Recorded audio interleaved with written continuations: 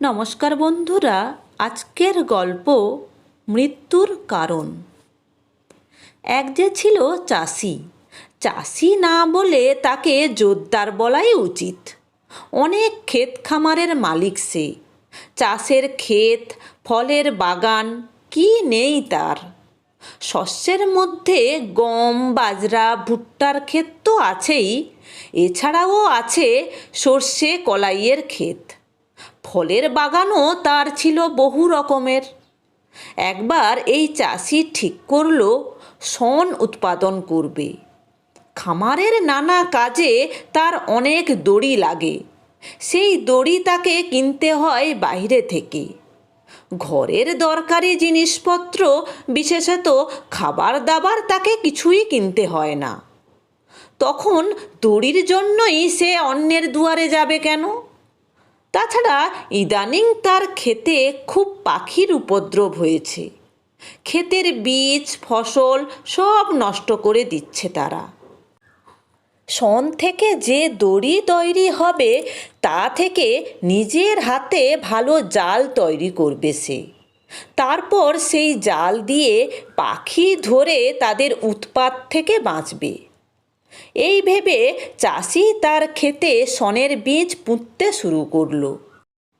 একটা দোয়েল তার সঙ্গী সাথীদের নিয়ে বেড়ায় বসে তার কাজকর্ম লক্ষ্য করে যাচ্ছিল। হঠাৎ দোয়েলটা বলে উঠল, এই লোকটার সম্বন্ধে খুব হুঁশিয়ার থাকবে তোমরা। অন্য পাখিরা জিজ্ঞাসা করল, কেন, কারণ কি? তখন দোয়েল উত্তর দিল, দেখতে পাচ্ছ না, চাষিটা শণের বীজ পুঁতছে। যে কটা বীজ ও পুঁতবে তার সব কটাই তোমরা তুলে ফেলে দিও। এটা করা খুব জরুরি, বুঝলে? নইলে পরে তোমাদের বিপদ হবে। পাখিরা তো দোয়েলের কথা শুনে অবাক। দোয়েল যে কি বলতে চাইছে ওরা তো তার কিছুই বুঝতে পারল না। তাই ওরা আবার জিজ্ঞাসা করল, বিপদ হবে কেন?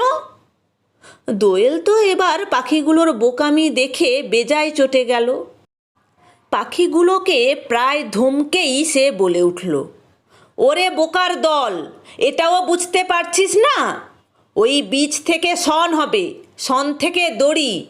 ওই দড়ি জাল হয়ে পরে তোদেরই সর্বনাশ করবে। বলা বাহুল্য, দোয়েলটার উপদেশে কেউই কান দিল না। ফলে বৃষ্টি পড়ার সঙ্গে সঙ্গে শণের চারাগুলো হু হু করে বেড়ে গেল। তারপরে সেই শণ থেকে দড়ি হলো। দড়ি থেকে তৈরি হলো পাখি ধরার জাল। যেসব পাখি দোয়েলের উপদেশ মেনে শণের বীজগুলো তুলে ফেলে দেয়নি, তাদের মধ্যে অনেকেই সেই শণের তৈরি জালেই ধরা পড়ল।